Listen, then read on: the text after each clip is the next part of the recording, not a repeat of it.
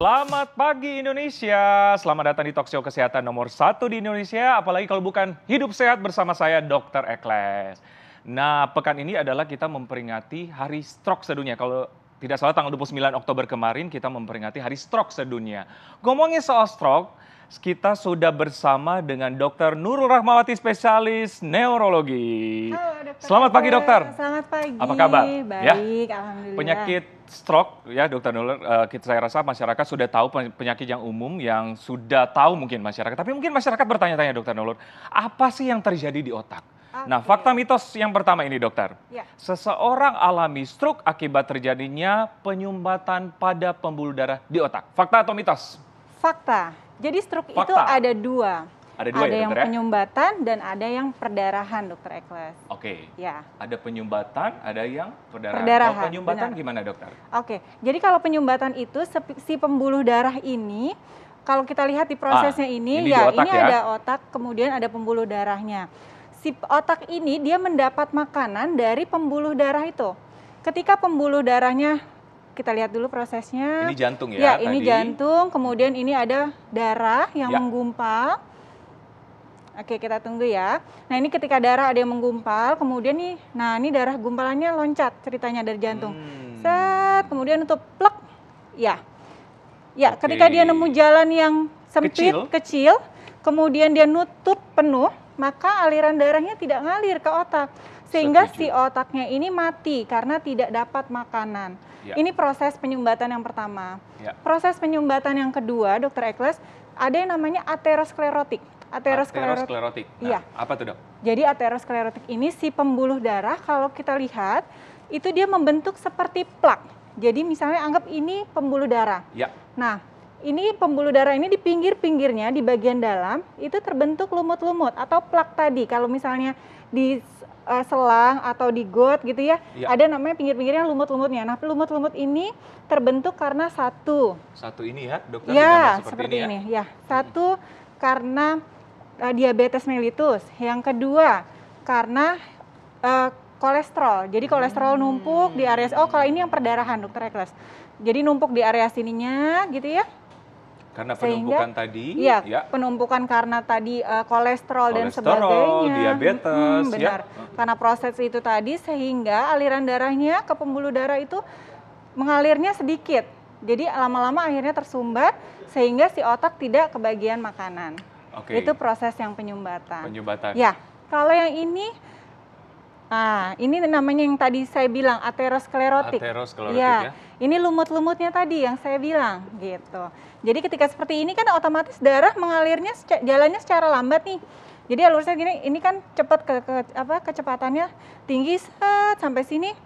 Karena menyempit tadi. Karena menyempit tadi, Otomatis tidak maksimal ya. tidak maksimal aliran darahnya. Sehingga inilah yang menyebabkan pembuluh darah kita stuck, kemudian menyebabkan otak itu mati, tidak dapat makanan. Iya, gitu. iya. Kita tahu bersama pembuluh darah itu membawa darah ke otak, salah satunya sel-sel Benar. untuk mendapatkan makanan ya. Iya. Berarti yang terjadi di otak seperti apa, Dokter?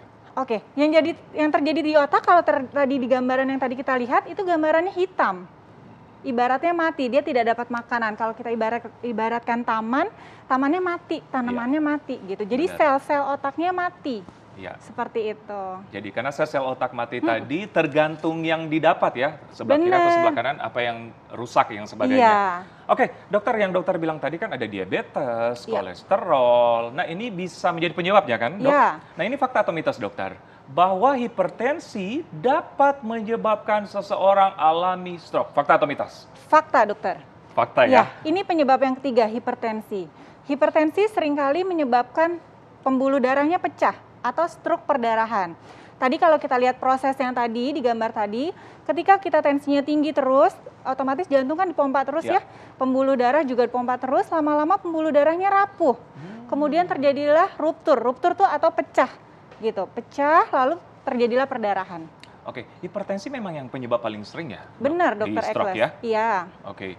Nah, ini dia gambarnya otak tadi ya. Ya. Karena penekanan tadi ya, Ya, ini yang penekanan penyumbatan hipertensi. tadi sehingga menyebabkan otaknya mati. Kalau kita lihat di gambaran CT scan, ini gambarannya hitam.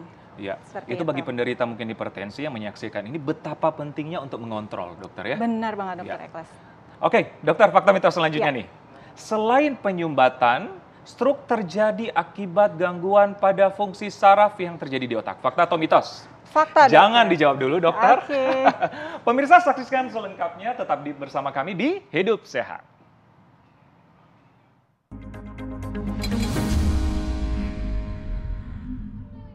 Sehat pemirsa. Nah, kali ini kita masih membahas mengenai stroke, masih bersama dengan Dokter Nurul, spesialis neurologi. Nah, tadi juga sudah ada. Iya, tadi sudah ada pertanyaan yang belum terjawab ya, Dokter Nurul ya. Ada fakta mitos yang beredar nih, dokter. Apakah stroke bisa diakibatkan karena fungsi saraf pada otak yang berkurang? Fakta atau mitos? Fakta, dokter. Jadi tadi yang saya sebutkan bahwa pembuluh darah itu memberi makanan kepada otak. Nah, ketika terjadi sesuatu di pembuluh darahnya, Iya. otomatis otaknya tidak dapat makanan sehingga sel-selnya mati. Itu akan mengganggu fungsi saraf otak kita. Oh. Iya, seperti itu. Oke, jadi selain penyumbatan tadi ada fungsi saraf juga ya? Iya. Nah, banyak juga nih dokter, katanya fakta atau mitos kerusakan jaringan otak sebelah kiri akan menyebabkan kelumpuhan pada tubuh kanan atau sebaliknya. Fakta atau mitos? Fakta, dokter Eklas. Oh. Iya. Jadi pembuluh darah kita ini sifatnya begini, menyilang. Ya. Si pembuluh darah yang sisi kanan itu memperdarahi atau memfungsikan ekstremitas yang sisi seberangnya. Ya. Yang kanan memfungsikan yang kiri, yang kiri memfungsikan yang kanan. Seperti itu. Ya, jadi memang benar yang masyarakat bilang, oh ya saya kanan dapat di kiri, kiri dapat di kanan. Berarti itu benar ya? Iya, benar.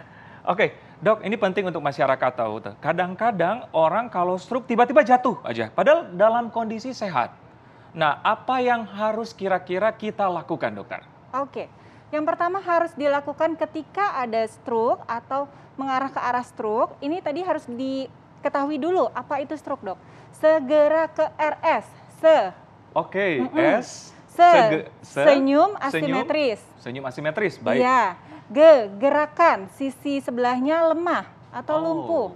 Ya. Oke. Kemudian ra, bicaranya terganggu atau pelo. Oke, Ya. baik. Kemudian kebas satu sisi. Mati rasa maksudnya Mati ya? rasa, Ya. kebas, kesemutan atau mati rasa. Ya. Kemudian R, rabun mendadak, ya. Dan yang S adalah sakit kepala hebat yang belum pernah dirasakan sebelumnya. Iya, dan semuanya ini sifatnya mendadak. Tidak harus semuanya ada, tapi ini semua sifatnya mendadak. Kalau ada keluhan seperti itu, harus segera ke RS. Segera, Iya. karena betapa pentingnya waktu ya. Iya, betapa pentingnya waktu. 1 menit berharga, Dokter Eklas. Nah, adakah golden time-nya? Maksudnya waktu yang kritis yang harus segera kita bawa ke RS gitu? Ada. Kalau stroke penyumbatan itu golden time-nya kurang dari 4,5 jam. Ketika kurang dari 4,5 jam, kita masih bisa masuk obat-obatan yang melalui infus, namanya trombolisis.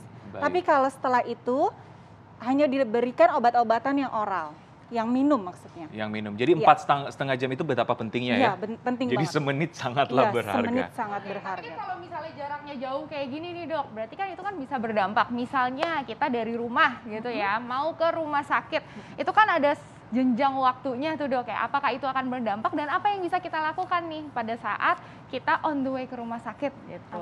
Ya. Sebenarnya tidak ada yang bisa dilakukan di rumah, dokter. Ya, karena memang proses atau pengobatan stroke itu benar-benar halnya bisa dilakukan di rumah sakit. Ya. Karena seperti ini, misalnya stroke penyumbatan. Kita tidak boleh menurunkan tensi secara mendadak. Ketika kita menurunkan tensi secara mendadak, aliran darah ke atasnya makin berkurang, stroke-nya makin hebat. Area yang tadi tersumbatnya makin luas gitu. Baiknya makanya segera ke rumah sakit yang terdekat. Setuju, sesegera. Nah, ada yang beredar di masyarakat katanya kalau misalnya terkena stroke atau segera atau terjatuh karena stroke, langsung minum teh manis, anget. Nah, ini bisa nggak, dok? Diperkenankan? Saya rasa tidak, dok. Tapi mungkin itu untuk men-suggest aja biar lebih tenang ya. Itu silakan sih, tapi harus diwaspadai. Kalau misalnya pasien ada kelemahan menelan, nah itu malah risiko tersedak. Ya. Setuju, setuju, Ya. setuju. Malah risiko tersedak, terus malah tehnya masuk ke paru-paru malah Iya, bahaya. malah ya, terus dok, ya. henti nafas ya. Yes, gitu. betul. Nah, ini bagaimana nih caranya nih dok supaya orang ini terhindar dari stroke dan bagaimana jika kalau misalnya sudah terkena stroke nih para penyintas stroke, apa yang mesti dilakukan terutama juga sama keluarganya juga nih dok. Silakan dok. Oke, pencegahan stroke. hidup sehat. Pola hidup sehat harus diterapkan. Yang pertama olahraga. Menurut referensi 30 menit jalan kaki itu akan mempengaruhi atau mencegah terjadinya stroke sekitar 40-75%. Ya, kemudian yang kedua, kalau misalnya kita punya faktor risiko stroke, satu darah tinggi, kolesterol atau gula, atau diabetes mellitus ya, kemudian asam urat, nah itu semua harus diobati, harus dikontrol secara rutin dan harus minum obat teratur, seperti itu. Oke, jadi hidup sehat ya? Iya, nah, hidup kalau sehat. pemulihannya seperti apa dokter untuk orang yang sudah terserang stroke? Oke, kalau untuk pada pasien-pasien yang sudah terkena stroke, pemulihannya satu tentunya obat-obatan. Yang kedua yang tidak kalah penting adalah fisioterapi. Ya. Fisioterapi ini fungsinya adalah menstimulasi otak.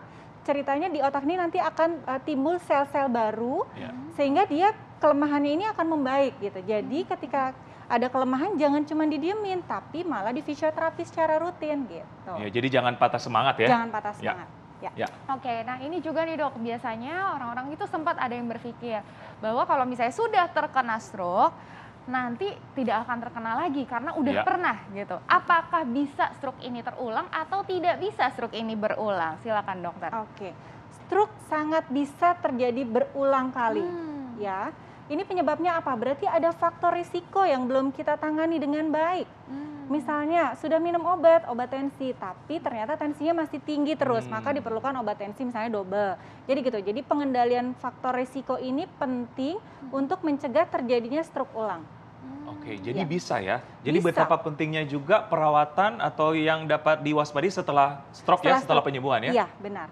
Oke. Yes, oke. Wah, luar biasa sekali informasinya pagi ini Dokter Nurul. Iya, Terima kasih banyak. sama-sama, Dokter Berarti Arlin. apa yang terjadi pada saat di otak gitu ya, begitu terjadi stroke, begitu terserang stroke dan juga penanganannya. Ingat tadi ya, segera ke RS. Gejala-gejalanya itu pasti akan tiba-tiba dan juga harus segera ke rumah sakit. Setuju Dokter Yes. Arlin. Dokter Arlin, kita masih mempunyai informasi menarik lagi mengenai daun sirsak. Daun Tahu nggak sirsak. Dokter Arlin? Yes. Katanya sirsak ini mempunyai banyak manfaat, salah satunya mengatasi kanker. Wow, Nah, itu fakta atau mitos? ya. Sesaat lagi kita akan kembali tetap di Hidup sehat.